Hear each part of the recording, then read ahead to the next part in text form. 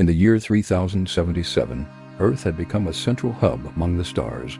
Humanity coexisted peacefully with dozens of alien races, and the Galactic Unified Fleet stood as the ultimate symbol of diplomacy and defense. At the heart of this new world was Nova Elarys, a 17-year-old cadet with a restless soul and eyes full of determination. Trained at the academies of Orion Prime, Nova always felt her destiny stretched far beyond combat simulations and diplomacy lectures. One calm morning, in the eastern sector of Neo-London, a rupture tore across the sky.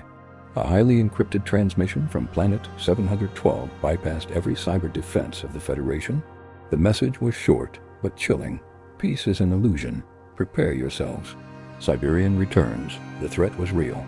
Siberian, a former commander from Planet 712, had been exiled 2 decades ago for preaching domination and racial purity.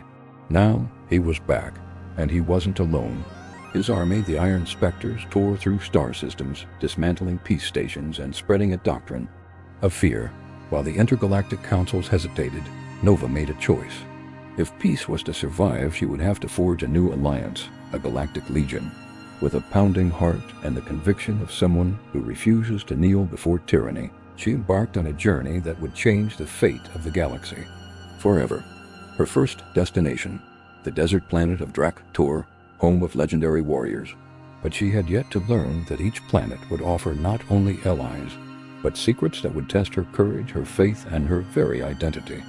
As Nova landed on Drak-Tor, she was met by razor-sharp winds and crimson dust clouds dancing like ghosts over the cracked terrain. The planet was both brutal and beautiful. On the horizon, obsidian towers rose like silent sentinels. Drak-Tor was home to the Darka, a reptilian warrior race with millennia of honor-bound traditions. They were not quick to ally, and their loyalty could only be earned through acts of true courage. Nova knew she had to prove herself. Guided by a half-Darka mercenary named Vera, who eyed the young cadet's mission with open skepticism, Nova was taken to the Circle of Trial. There, she faced an ancient challenge, combat against a Cruxan, a native beast meant to test the heart and strength of any outsider. The battle was fierce. With her armor shattered and strength fading, Nova relied not only on skill, but on cleverness and empathy. She spared the creature's life, a gesture that shocked and impressed the Darka Kelsar, the High Commander of Drak-Tor's. Warriors declared his people would march alongside Nova. But before the celebration could begin, a shadow fell across the sky. An Iron Spectre ship descended over the ancestral village, weapons drawn. The first real battle had begun, and Nova, for the first time, would feel the true weight of war. The Iron Spectres struck with ruthless force. Energy blasts tore through ancient towers, and chaos erupted across Drak-Tor. Nova rushed to the front line with Kelsar and Vera, trying to hold off the invasion. Her communicator crackled as she coordinated evacuations and called for Federation backup, but the signals were jammed. The Spectres wielded unknown tech, capable of blocking interstellar transmissions. Then came a towering figure in black and red armor, wielding a volatile energy blade. Rocker, Siberian's general. With a single blow, he brought down Kelsar, leaving the Darka shaken. Fueled by a cold fury, Nova clashed with Rocker in a brutal duel. Sparks flew, and though inexperienced, she fought with unyielding purpose. Just as Rocker prepared a finishing blow, Vera intervened. A plasma shot forced him to retreat. Wounded but alive, Kelsar reached out to Nova and whispered, "The Legion must live. Find the Herald of Saphir." Nova swore an oath. Leaving behind the scorched twilight of Drak-Tor, she set course for the water world of Saphir, where time, truth, and destiny would collide. Crossing nebulae and ice belts, Nova's ship emerged in Saphir's orbit, a planet of endless oceans and electric storms. Home to the Elendros, telepathic monks guarding ancient knowledge and secrets of time. Upon landing on a floating platform in Ilarion, she was met by an eerie silence. No thoughts, no voices, only the strange flow of distorted time.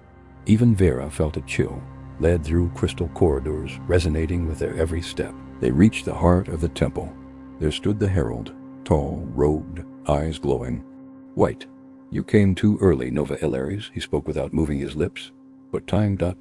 is broken." Siberian, the herald revealed, had tampered with Saphir's temporal structures to accelerate his rise to power.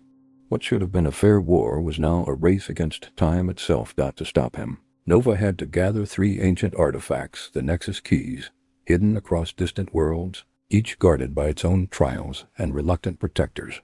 Before they left, the Herald gave her a glowing sphere, the mnemonium, a device that unveiled visions and fragments of possible futures. Every choice changes everything, he warned, and not all who follow you will reach the end. Nova set her course to Varner, where the first key awaited, guarded by a people who had sworn never to fight again. Varner was a planet of metallic forests and shimmering misty seas. Once a defense outpost, now a graveyard of ships and silent temples. The Solari lived there, ethereal warriors who had renounced violence after devastating wars. Nova and Viera landed near the ruins of Harmonic Fortress, guided by Mnemonium's data. There they met Alice, a solemn elder who whispered as if afraid to disturb the past. The key remains safe, because we chose never to fight again, Nova pleaded, warned of Siberian's return. But the Solari remained fearful until fate intervened. That night, the Spectres attacked. Silent, merciless, led once again by Rocker. The Solari, unprepared, fell quickly. Nova rallied an improvised defense. Vera sniped through waves of enemies. Reaching the ancient altar, Nova touched the key, and it responded with a blinding pulse of energy. Inspired by her bravery, the young Solari rose up. They unearthed ancient weapons and fought back, reclaiming their honor. With the first Nexus key secured, Nova left Varner to the silent applause of a people who dared to believe once more. The second destination, revealed by the mnemonium, was Lither, a planet with unstable gravity and floating structures defying all laws of physics. Fragmented by dimensional rifts, it was home to the Inari, beings of pure energy who had isolated themselves after a temporal catastrophe. As they approached, Nova and Viera felt reality bending. The ship's systems failed, and time itself seemed to flow irregularly, past and future overlapping like broken glass.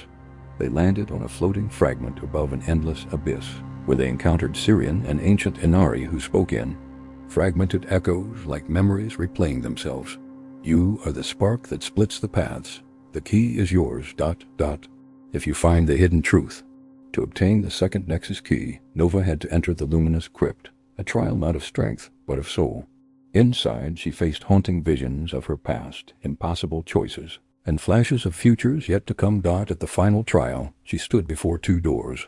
One led to the key, the other to total oblivion. The mnemonium pulsed. A voice whispered, "Trust who you are." Nova chose with her heart. Light enveloped her, revealing the second key, a prism of pure energy, but time was unraveling. Rocker had followed them, and his presence fractured reality further. As chaos consumed Lither, Syrian sacrificed his own essence to open a stable portal. The third key awaits, where light does not reach. And so, with 2 Nexus keys in hand, Nova headed toward the most dangerous world of all, Umbra. Umbra was hidden from stellar charts, a planet that did not rotate. One side lay in perpetual darkness, and there the third Nexus key awaited.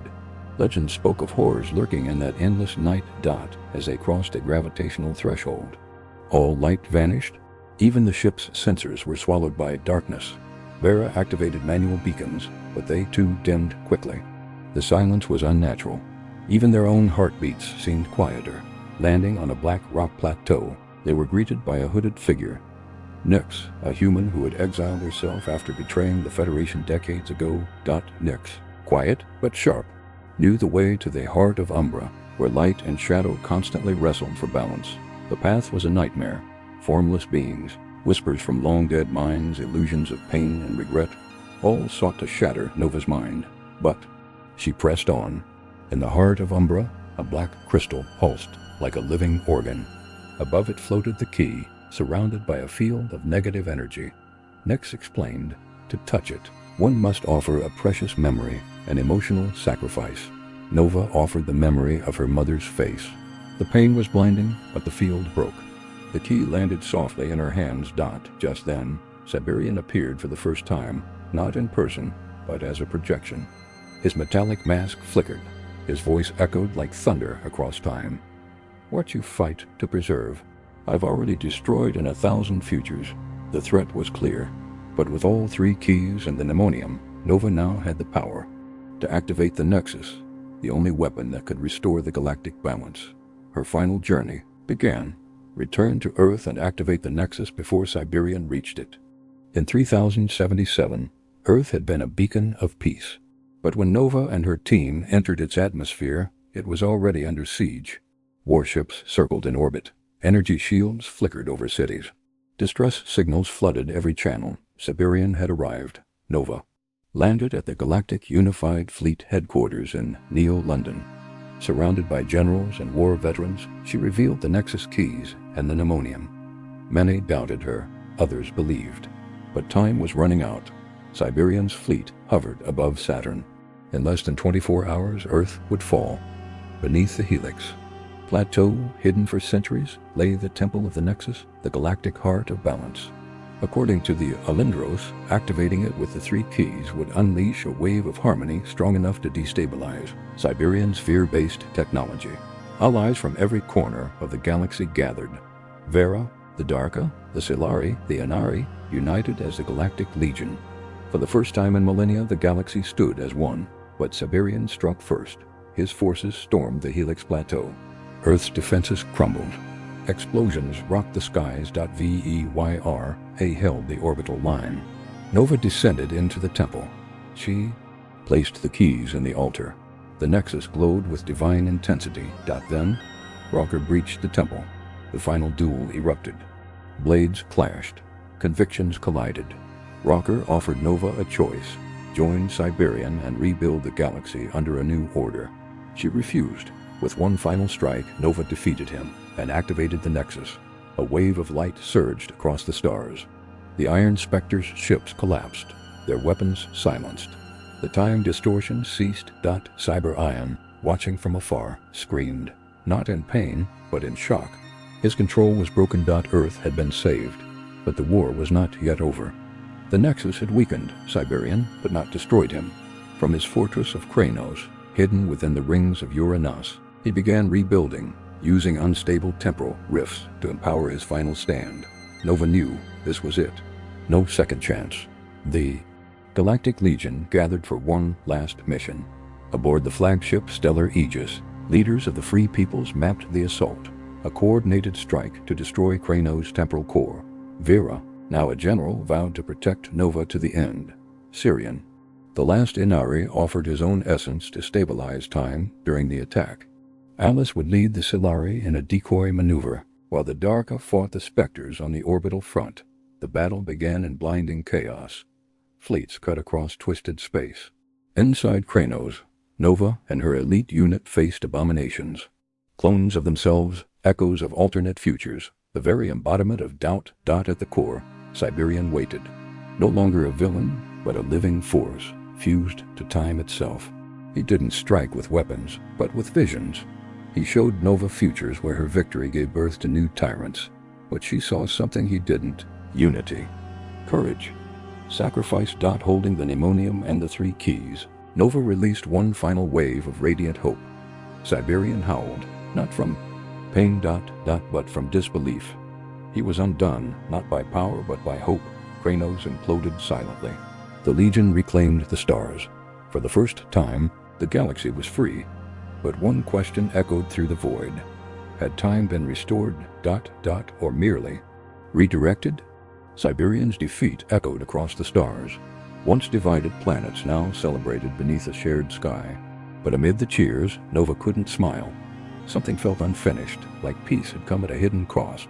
Days after Kranos' fall, the pneumonium began to pulse again. Temporal distortions reappeared. Siberian was gone, but the corrupted technology still lingered, buried deep in time.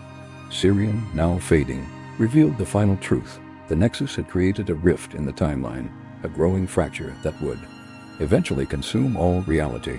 To close it, he said, a living catalyst is needed, a heart full of hope, a final sacrifice. Nova volunteered, but Sirian stopped her. You are the bridge between worlds. If you go. The galaxy crumbles in doubt. Then Vera stepped forward. I was forged in darkness. I lived as a mercenary, fought for myself. But you, Nova. You showed me another way. She smiled for the first time without hardness in her eyes. It's time I did something that truly matters." Before anyone could stop her, Vera took the pneumonium, stepped into the rift and whispered, "For you, for all of us." Her body became light. The rift sealed with a silent flash. Time was saved. Reality restored. But she was gone. Nova collapsed. To her knees, broken by grief, lifted by pride, Vera had found redemption, and with her sacrifice sealed the future. The galaxy began to rebuild. The Legion became a symbol of unity. Nova, now Supreme Commander, carried not just the weight of victory, but the living memory of the one who made it possible. "As long as I breathe," she said, gazing into the stars, "Vera lives."